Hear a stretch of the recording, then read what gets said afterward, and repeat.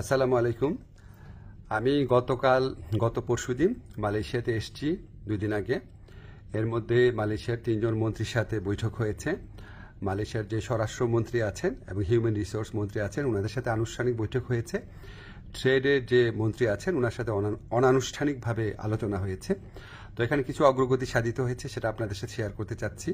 প্রথম খবর যেটা, আপনারা জানেন গত বছর মালয়েশিয়ার প্রধানমন্ত্রী আনোয়ার ইব্রাহিম সাহেব বাংলাদেশে গিয়েছিলেন। উনি বাংলাদেশের এখন যে আপনার অন্তর্বর্তী সরকারের যে আমাদের প্রধান উপদেষ্টা আছেন ডক্টর মোহাম্মদ ইউনূসের ব্যক্তিগত বন্ধু।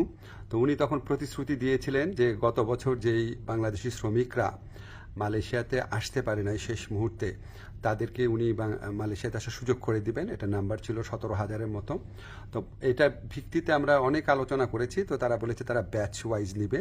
তো প্রথম ব্যাচ হিসাবে 7,926 জনের তালিকা ওনারা চূড়ান্ত করেছেন এবং এটা খুব অল্প সময়ের মধ্যে ওনাদেরকে মালয়েশিয়াতে কাজ করার সুযোগ দেওয়া যাবে, এই প্রক্রিয়া শুরু করে দিয়েছেন ওনারা।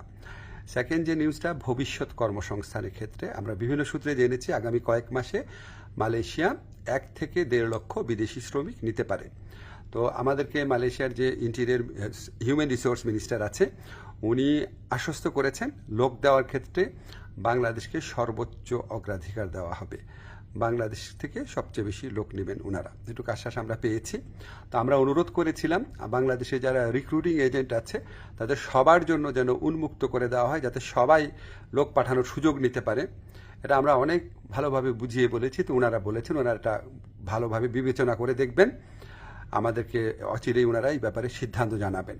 তো আমাদের একটা বড় অগ্রগতি যেটা হয়েছে, আমি মালয়েশিয়ার যে ইন্টেরিয়র মিনিস্টার আছে ওনাকে রিকোয়েস্ট করেছিলাম আমাদের শ্রমিকরা মাল্টিপল ভিসা পায় না, সিঙ্গেল এন্ট্রি পায়, অন্য দেশের শ্রমিকরা পায় মাল্টিপল এন্ট্রি। তো এটা নিয়ে বেশ কিছুক্ষণ কথা হয়েছে। উনি আমাদেরকে শুধু প্রতিশ্রুতি দেন নাই, ওনার সাথে যারা কর্মকর্তারা ছিল তাদেরকে এই ব্যাপারে দ্রুত পদক্ষেপ নেওয়ার জন্য নির্দেশ দিয়েছেন। আর আমি বলেছি যে মালয়েশিয়ার যারা ইরেগুলার হয়ে গেছেন, যে শ্রমিক ভাইরা আছেন তাদেরকে রেগুলারাইজ করা বা বৈধ করা যায় কিনা। তো ওনারা বলেছেন ওনারা মাঝে মাঝে এটা করেন, আর গত বছর করেছেন। আর ওনারা বলেছেন যে যাদের পাসপোর্ট এক্সপায়ার্ড হয়ে যায়, ভিসা এক্সপায়ার্ড হয়ে যায়, তাদের ক্ষেত্রে এটা হয়তো করা সম্ভব হবে না। তখন আমি বলেছি দেখেন অনেক সময় আছে যে মালিকের গাফলতির কারণে বা মালিকের ত্রুটির কারণে এটা হয়, তো সেগুলি আলাদাভাবে বিবেচনা করা যায় কিনা। ওনারা প্রতিশ্রুতি দিয়েছেন ওনারা এটা বিবেচনা করে দেখবেন। এছাড়া আমরা আরও কিছু বিষয় নিয়ে আলোচনা করেছি, যেমন আমরা বলেছি যে এখানে যে আপনার সিকিউরিটি গার্ড আছে বা কেয়ার গিভার আছে বা নার্স আছে, বাংলাদেশ থেকে নেওয়া যায় নাকি, স্কিল্ড ওয়ার্কফোর্স নেওয়া যায় নাকি। ওনারা আগ্রহ দেখিয়েছেন, এ ব্যাপারে আমাদের আলোচনা অব্যাহত থাকবে। তো আমরা মোটামুটি